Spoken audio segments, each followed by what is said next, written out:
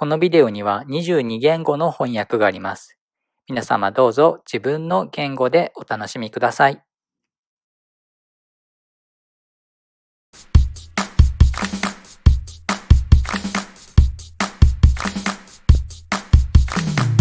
Welcome to Beauty and Hair Academy チャンネル。こんにちは。今日もご視聴してくださりありがとうございます。今日はクルリンパことギブソンタックの解説をしていきます。この技術ができますとヘアアレンジの幅が広がりますので、最後まで皆さんぜひ見ていってください。どうぞ。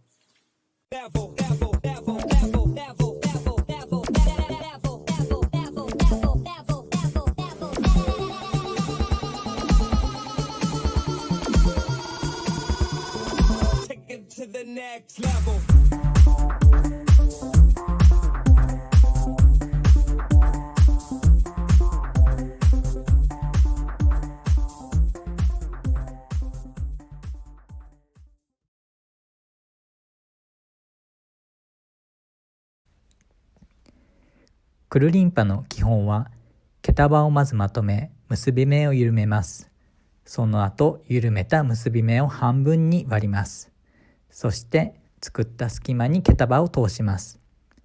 毛束を引っ張ってタイトに整えます。そして最後にトップやサイドを少し引き出したことで完成です。この後、大事なポイントを動画をゆっくりと見せながら解説していきます。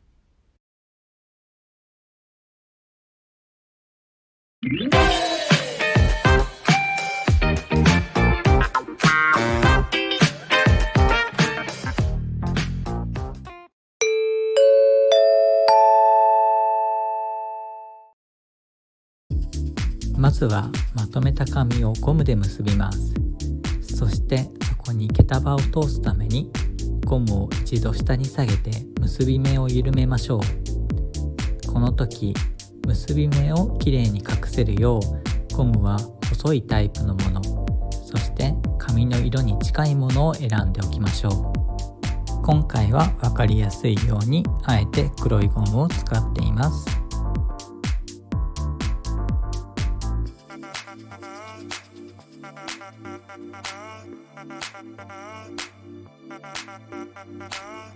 次に緩ませた結び目の上を半分に割ります。両手でしっかりと押さえながら割るのがポイントです。割った髪の隙間に毛束を通していきます。毛束の結び目の近くに髪を通していくと崩れにくいのでおすすめです。通した毛束はまず下にまっすぐに引っ張ります。崩さないようにゆっくりと引くのがポイントです。さらに毛束を左右に引っ張ります。ここをきつめにすることで形が崩れにくくなります。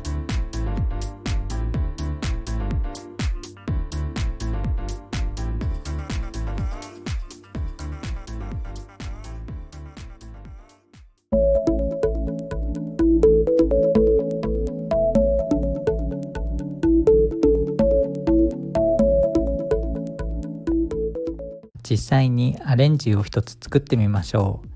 まず先ほどのようにクルリンパをした後、全体を崩して大人っぽくします。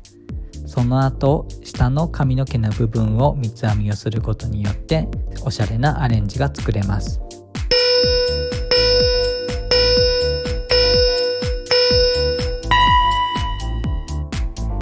今回は練習のため大きめの髪を取っていますが、もし分け目を作るときは丸く分け目を取りましょう。おしゃれに見せるのであれば髪の分け目を丸く取るようにした方が綺麗に見えます。髪の毛を入れ込む際には角度を下げることを意識しましょう。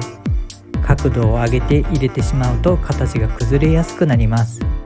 どうしても自分で自分の髪をやる場合は角度が上がってしまいがちになってしまいます。ですのでそこを気をつけながらやってみてください。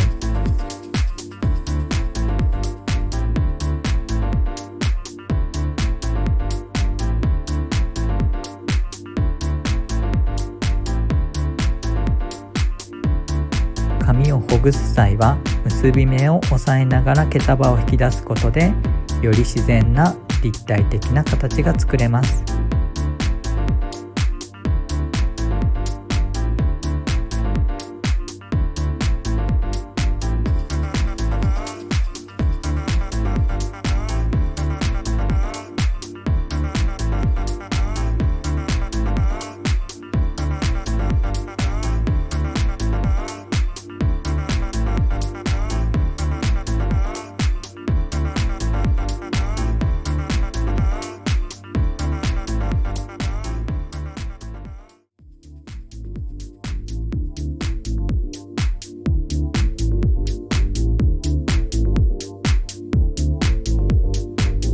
くるりんぱが完成したら、下の部分を三つ編みを作っていきましょう。三つ編みの基本的な作り方は前回までと同じような形で大丈夫です。三つ編みを作った後、全体のバランスを見ながら崩していき、くるりんぱと三つ編みの部分がバランスの良いアレンジになるように作っていきましょう。